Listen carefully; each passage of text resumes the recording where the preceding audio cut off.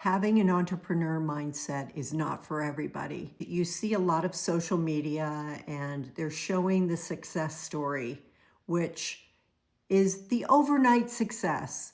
But that's not true. What you're not seeing is the 20 years it took to get there. There is a saying, the overnight success, 20 years in the making. And when you have an entrepreneur mindset, you know that. I also work as an accountability coach with one of those groups.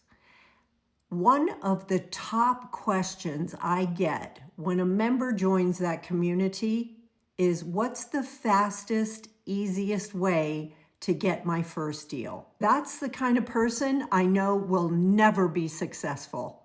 Not right now, because they don't have the entrepreneur mindset. When I joined the wholesale community and the real estate investing communities, I knew there was a time frame in which I had to dedicate to learning material and techniques and numbers and identifying properties.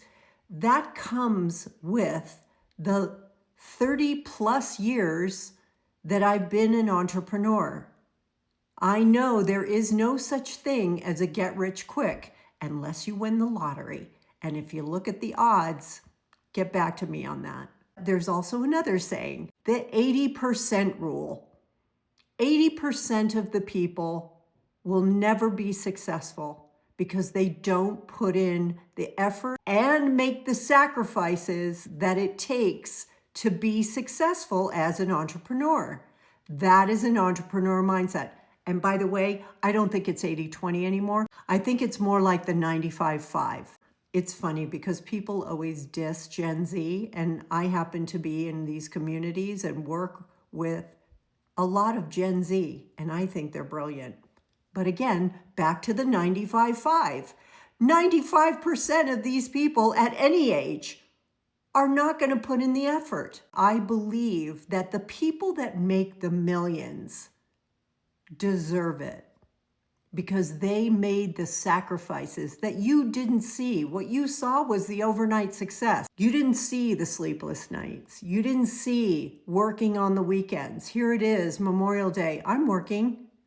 You didn't see them going to bed at 1 o'clock in the morning and waking up at 5 to do the same thing. You didn't see them postponing immediate gratification, taking the money they've earned and reinvesting it in themselves, in their knowledge, and in their businesses.